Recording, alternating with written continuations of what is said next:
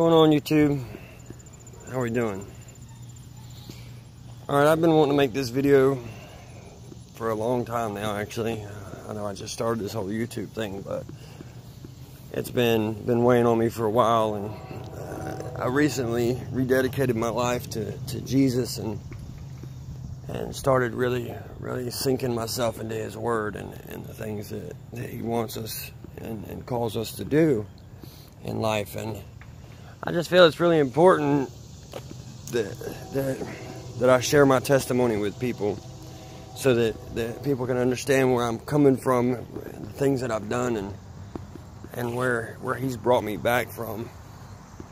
Because I am not, well, I've never been what you would call a good person, I guess. I've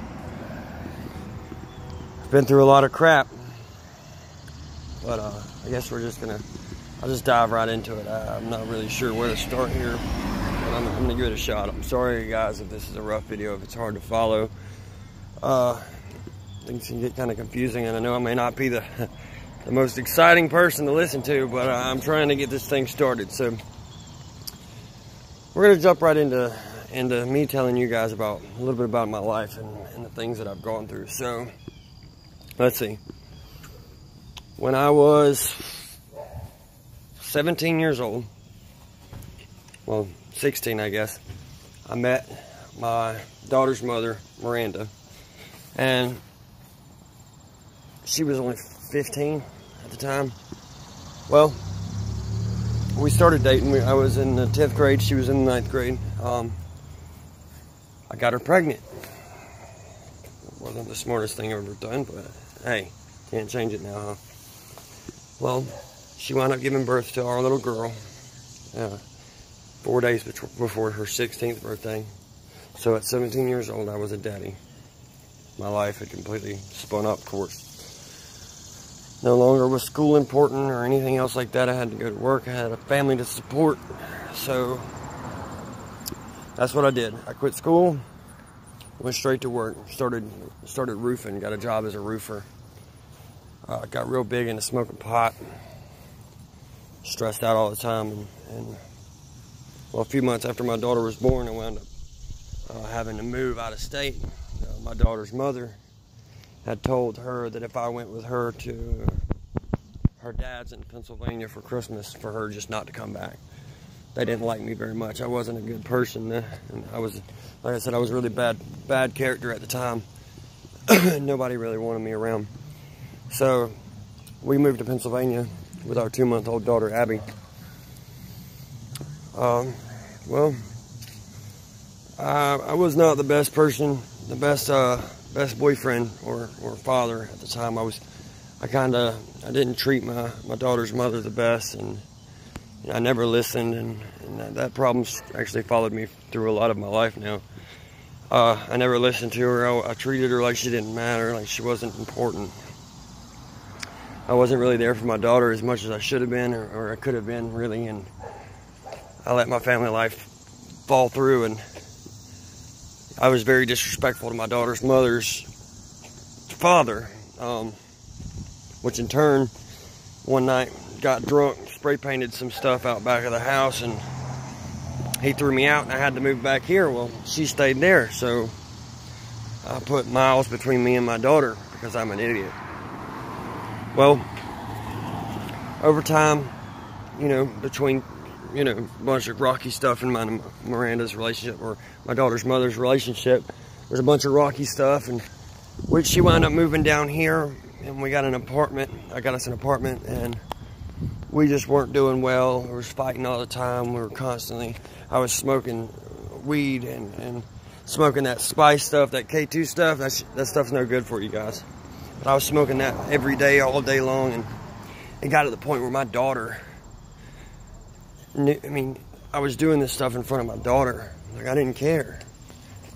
And I was working a crappy job at Pizza Hut, just whatever. Then I met my wife, my now soon-to-be ex-wife, I guess. I met my wife working at Pizza Hut, and I fell in love and thought she was just the greatest thing ever. And I left my daughter's mother I left her in the apartment, paid her bills for a little while, and I was getting my daughter every weekend or every chance I could. Well, eventually my daughter's mother lost the apartment and wound up going back and living with her mom, and then something happened between her mom and them, and me and my wife now, or at the time was my fiance, we had our own apartment. We had gotten our own apartment where we allowed my daughter and her mother to move in with us. It was my wife's idea.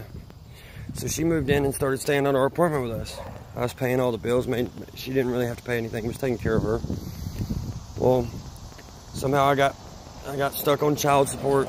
That's no big deal, I guess, except for the fact she was living with me, and she tells me she's gonna drop it and everything's gonna be okay. Well, one night while I was at work, she texts me and tells me that she's going to stay the night with at a friend's house, and I come home and all of her stuff's gone, all my daughter's stuff's gone. Can't find her, can't get her to answer the phone. Well, she had taken my daughter and decided she was just gonna move back to Pennsylvania. And so, luckily, my wife happens to be from Pennsylvania too. I don't know how that happened, but we wound up moving back to Pennsylvania to live with my wife's dad so that I could be closer to my daughter. Well, I went through job after job, suffered from really bad depression, and it caused me to have problems with things that I was doing, and I was still smoking pot all the time. Well, I got a job with a guy. Turned out to be a really big mistake, and he did heroin. I'd never tried anything but pot, really, at this point. He convinced me to try it, and one thing led to another, and next thing you know, I'm a full-blown heroin addict. Wow, never saw myself in that position before. Like, I could have never thought that was going to happen to me.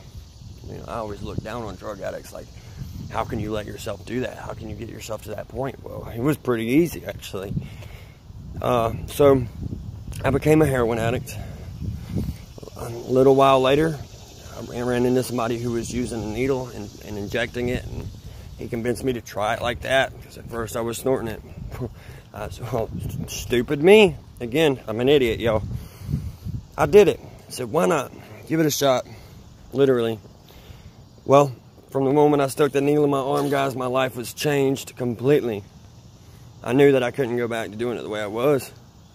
It just wouldn't be the same. So, I was a full-blown IV junkie for a while. I fought. I've hurt people. I've robbed people. I treated my wife like she didn't matter, like she was not important. I lied to her about everything. I was not there. I was not a good father. I was not a good husband. I was the worst kind of person at this time. I would have lied to you about the color of the sky.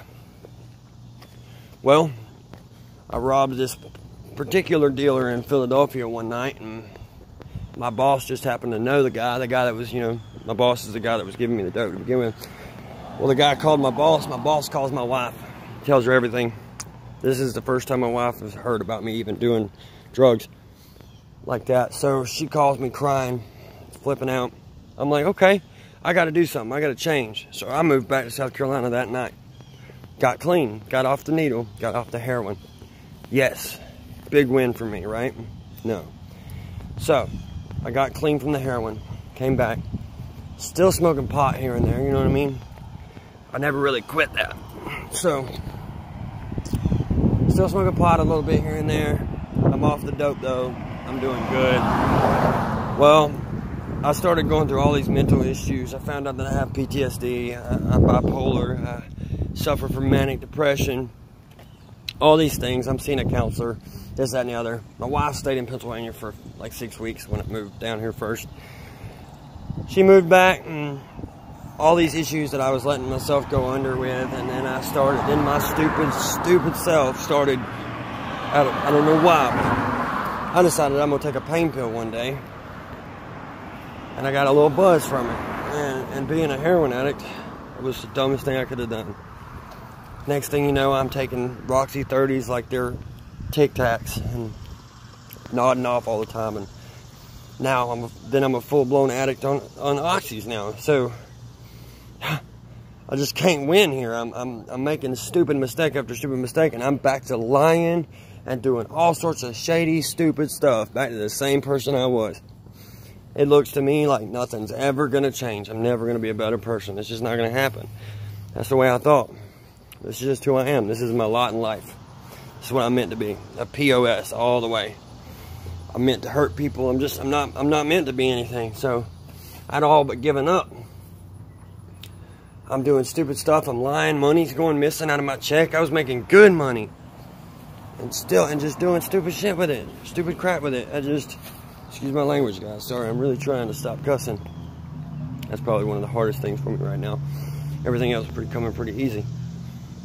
But I'm lying about everything like crazy. Popping pills like crazy. Hanging out with the wrong crowd. Going to hang out with the wrong people. Putting my wife in last place. Behind everybody else. My wife and my daughter, of course, I treated them like they didn't, especially my wife. I treated her like she didn't matter.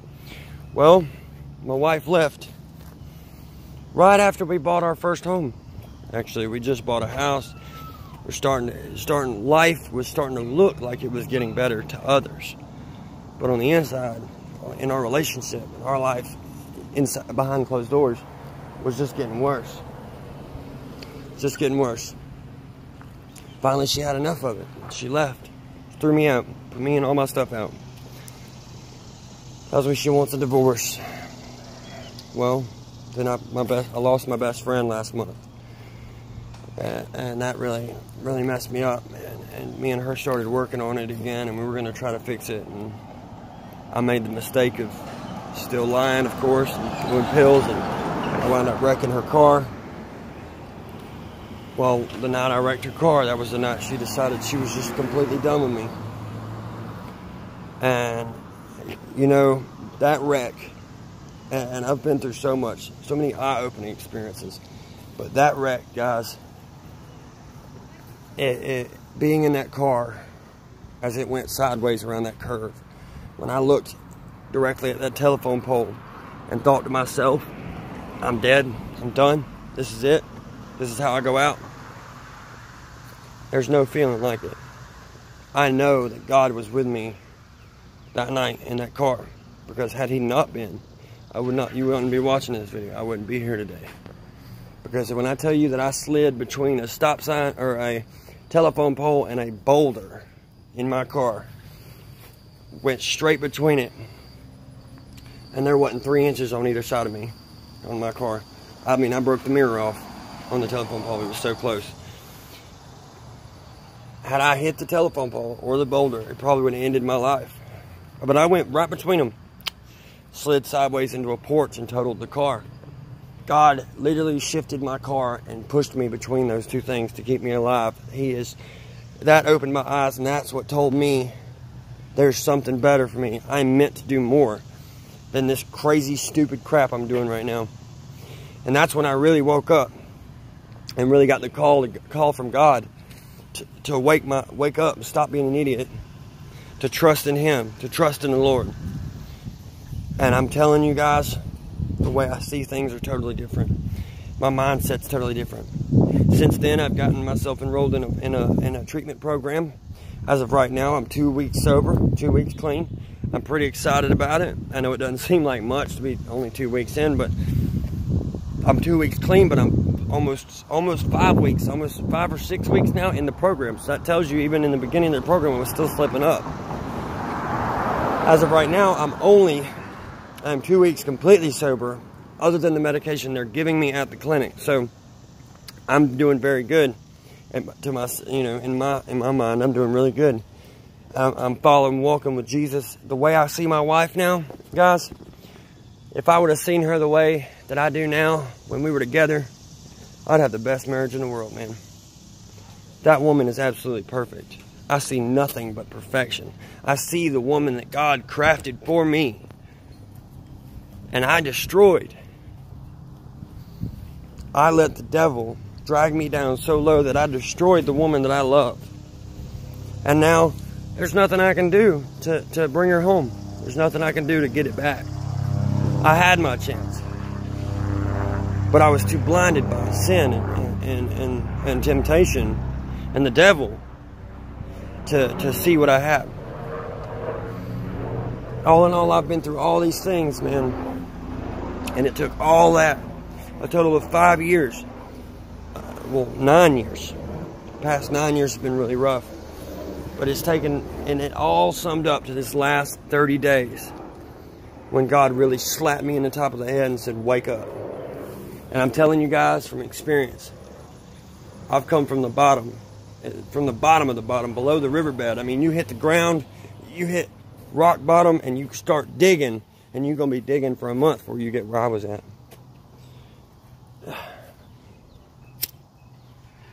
It's hard to explain, guys. But this is proof to me that God can pull you from the darkest and the deepest and the nastiest places and pick you up and sit you on your feet and make you a man of God. He can change any of us, and He forgives all. He loves you no matter what you've done. I promise you. I was one of the worst kinds of people. If He can forgive me and He loves me and He can change me, He can do that for anybody. I promise you that there's no ifs, ands, or buts about it. You just turn your eyes to Him. Turn your eyes to Him. And I promise you, your life will change. You'll see things start to happen in your life that you never thought possible, that you knew that you couldn't do before. God will show you that He can do for you. Guys, I can't even express like the joy and the peace that I feel now. I still struggle with depression. I still struggle with a few things, but God's helping me through all that. He's pushing me through day by day. He's getting me better. I'm getting better. Every single day I'm getting better. It's an indescribable feeling, guys. And to go from all the things I've just told you that I did and that I was doing and the lying, and I don't lie about anything now. I know it's not been that long, but I have no desire to lie about anything. Nothing. I mean, you ask me something, even if I know it's going to hurt somebody, or it's going to get me in trouble, I don't care. I'd rather be honest and in trouble than lying. And if I'm honest, I'm only in trouble with you. If I lie, I'm in trouble with God. And I'm not ever going to be in trouble with God again, not like that. God is on my side. He walks with me and He guides my steps. And in the times that it's too hard for me to walk on my own, He picks me up and He carries me. Guys, I'm telling you, it's a feeling like no other. When you get a relationship with Jesus Christ, it is a feeling like no other. To understand that someone out there, that there's someone that loves you no matter what you do, no matter what you've done. And His love is immeasurable. It's not like people on earth. He loves you. And when I tell you it is a love that you cannot be even imagined, it is a love that cannot be imagined, guys. He loves me, He forgives me, He cares for me, and when He forgives my sins and He forgives my faults, He doesn't just forgive them, He forgets them, He throws them out. He throws them out. They're no longer there in His mind. He doesn't see them ever again. They're gone. And I was in a position where I didn't think God could ever forgive me. I didn't deserve forgiveness. I didn't deserve the love of God. But He gave it to me anyway. He gave me His grace anyway. And I'm telling you guys, there's nothing you've done, nor nothing you can ever do to make God turn away from you. He's going to love you, and He's going to be there for you no matter what. It doesn't matter. On your darkest days, on your best days. Glory be to God. Glory be to God. Because if it was not for God, guys, I wouldn't be alive. I wouldn't be here. I would have died a long time ago. If it wasn't for God giving me the most amazing wife in the world, I would have been dead. She helped me. I may not have been the best, and I may not have listened to her, but she still kept me from death, guys. She was there for me when anybody else would have walked away. And that's because God sent her here for me. That was her job here on earth, was to keep me alive. Although I could have been smarter and should have been smarter. Should have found Him a long time ago. But I didn't find God. He found me. I didn't come to God. Jesus came knocking on my door. But I'm telling you guys, you don't have to wait for Jesus to call to you. You can go to Him. Seek Him. And I'm telling you, your life will change. You'll do so much better, guys. Just walk around every day. Glory be to God. Thank Him every morning when you get out of bed for the breath He's given you, because I'm telling you, He gives you every day. It's not a given, it's a gift from God. So you wake up every morning and you thank God for the days He's given you, and the day He's allowing you to have right now. I could go on about this for hours, but I think 20 minutes is long enough. I'm not sure if any of you guys are still watching, but if you are, I really appreciate you taking the time out of your day to stop and watch my video. If you liked what you heard or like what you saw, just please hit the like button and subscribe to my page for more videos. I'm going to try to post videos a few times a week. I want to just try to help and encourage a couple people out there. But for now, I'll see you guys later. Bye, YouTube, and everybody. Remember, God bless you. Keep your head up.